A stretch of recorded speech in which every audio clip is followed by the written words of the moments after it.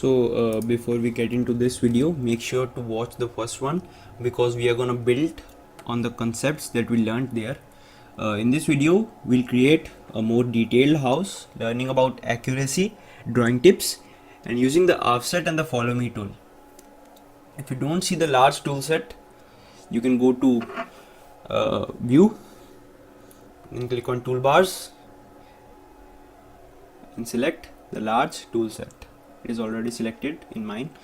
To start this model, let's draw a basic rectangle. As we learned before, everything in SketchUp is having real dimensions, and we need to control what these dimensions are. And in SketchUp, to enter dimensions, you start an operation, simply type in the desired dimensions. Try this. Undo your rectangle, then start drawing a new rectangle. Click and release once to start the rectangle. Type 10 apostrophe comma 20 in the dimensions box and press enter key. This creates a rectangle 10 feet by 20 feet. Now start a line from this corner and draw in the red direction. Type 2m and press the enter key. This creates a line that is 2 meters long.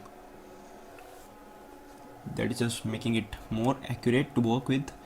Now don't click in the measurements box, just start drawing and then type in the dimensions as needed.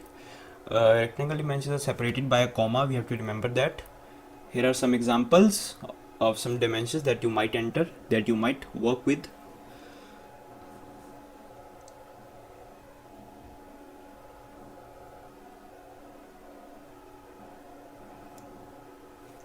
Now that you are familiar with entering dimensions, erase any existing geometry and draw a new rectangle that is 12 feet by 30 feet. So now now starting from this corner, draw another rectangle adjacent to the first half that is 20 feet by 10 feet. Now these are two different surfaces we can combine by using the erase. And now this is a single surface that we can pull and start pulling it up and type 10 feet. Now to create the roof, we'll use the line tool and draw all the edges we need before pulling the ridge up. Using the line tool, find the midpoint and draw back in the green direction. This will be our first ridge and we need it to connect exactly to the second ridge. To do this, however, but don't click on the midpoint here. Telling SketchUp we are interested in this inference point. Once you see the tooltip telling you it's the midpoint, follow the original green direction and SketchUp will infer to the midpoint, telling you exactly how far to draw the first edge. Now make sure you see both inferences and click to finish the first ridge. Then draw the second ridge to this midpoint. Now that we have both ridges in place, simply draw lines where the roof will fold when we move the ridge lines. Now use the select arrow and click on one of the ridges, then hold the shift key and watch the icon.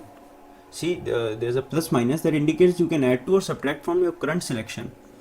This allows you to select other entities and deselect them as well while holding the shift.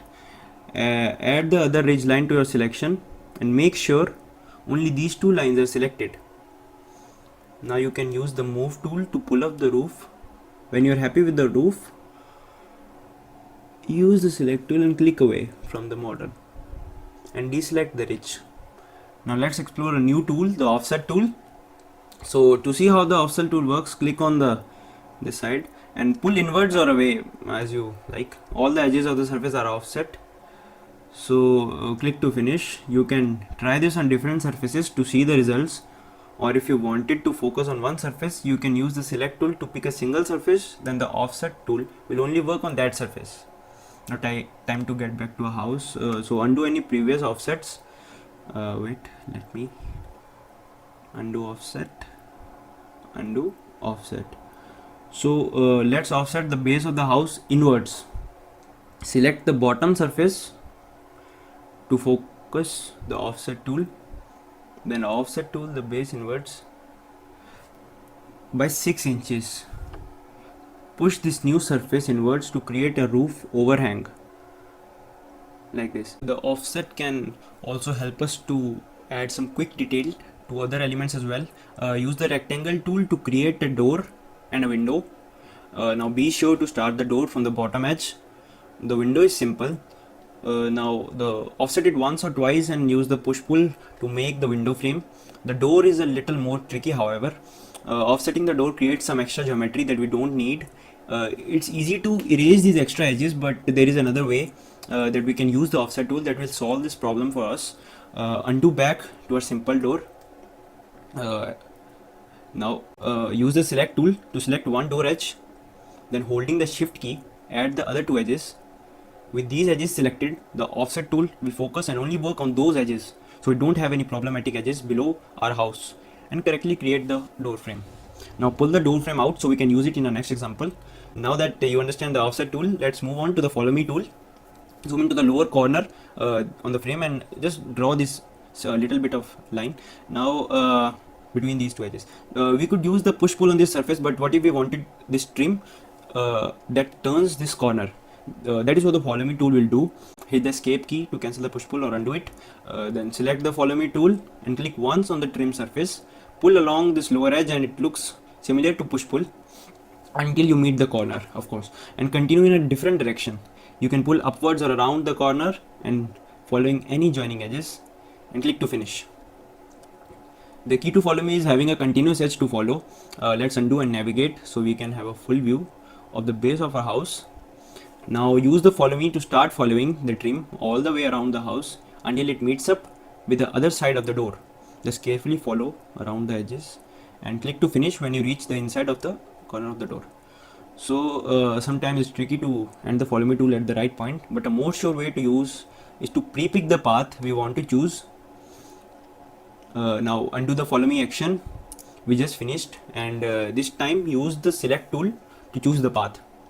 Hold the shift key down like before and select all the edges that go around the house, but only the edges, and make sure they are all connected or the tool won't work. With our path selected, choose the follow me tool. It may look like we lost our selection, but don't worry, just click on the trim surface to pull it out around the path. Now if your example is not working, you can try again, of course, and make sure you pick all the edges and have nothing else selected. To finish our houses example, let's turn our attention back to the roof and some drawing aids in SketchUp. Use the line tool and start drawing a line from this edge. Now hover over the roof edge for a few moments, and as you continue to draw, you will see a new influence that is purple in color and parallel to the edge we just hovered over. We can easily find out how far to draw this parallel edge by hovering over the ridge point to focus attention there. Then as we come back to the drawing our original line, SketchUp will tell us where these points meet. Click to finish that edge, then continue drawing and hover over the far roof line to tell SketchUp that we are now interested in that edge. SketchUp will now show us the parallel inference to the edge, and we can follow it down to meet up the lower on edge inference point. So now at this point you can keep practicing on your own, and in the next video in the series we'll create an interior room and fill it with items from the 3D warehouse.